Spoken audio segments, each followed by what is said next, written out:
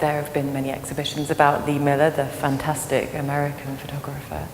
And she's very famous, but perhaps best known for specific types of her work. So for her fashion photography or for her war photography, or a lot has been written and exhibitions about her as a muse, as the lover of Man Ray, as a muse to Picasso. And so what this exhibition wanted to do is to look at her work, but in a different context, not just one thing or the other, but actually as a holistic view. And particularly in relation to surrealism, as it moved from the late 20s through to the 30s, from France, from Paris as its centre, through to London. So as the war made the political situation increasingly difficult, a lot of artists moved across, and Miller was part of this network. And through the exhibition, you can see the network of friendships and collaborations that she was a part of and that she kind of documents with her photographs. So there's several different things that the exhibition pulls together, and it's both photographs of the surrealists that she knew during this period from the late 20s through to the 30s and during the war period. But it's also some works of Miller as an artist alongside those other artists like Roland Penrose, Eileen Agar, and the conversations that they had through their artwork. So behind me, for example, you see the Portrait of Space and Good Hunting, and you can see the shared interests that the artists had.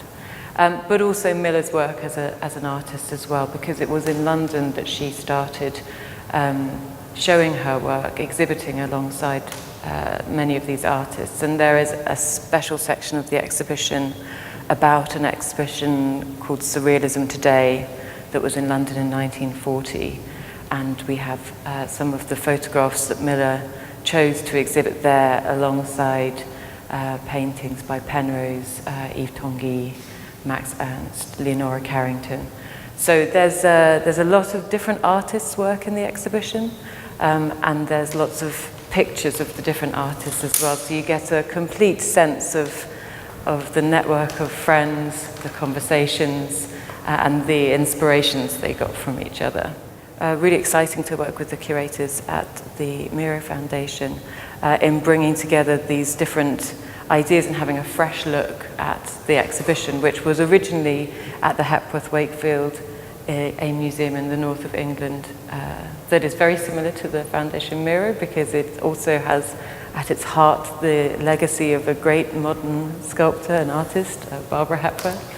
But we were so excited to have the exhibition come to the Miró Foundation because Miró was a great friend of Miller and of Roland Penrose, who became her partner in the UK. And Miró was obviously a central part of this whole story alongside Miller. She met him, I think, in the 20s when she first moved to Paris. And he was one of the first surrealist artists to exhibit in London. And artists like Paul Nash were hugely inspired by Miró.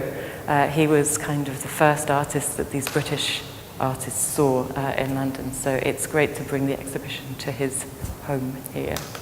I'm hugely honoured.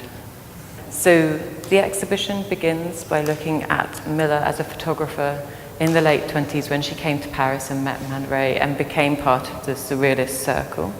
And then we show the beginnings of surrealism in the UK, in Britain, and the big 1936 surrealism exhibition where Miller was not present, but Man Ray exhibited a painting of her lips that was central to the exhibition.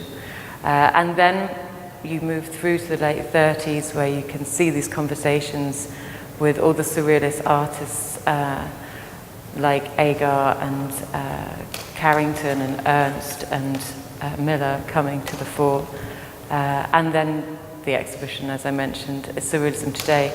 And then there is a section of the exhibition which looks at her work in the 1940s and how she took a similar surrealist approach to fashion, but also her war photography and her photographs of her friends. So these three things are interconnected. The exhibition closes with a section that looks at Miller's life after the war.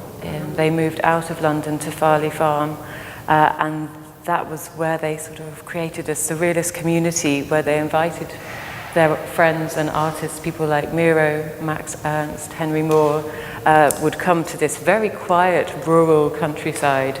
And so there are some fantastic photographs of Miller staging these very surrealist compositions of these artists in the English countryside. So that's where it draws to a close.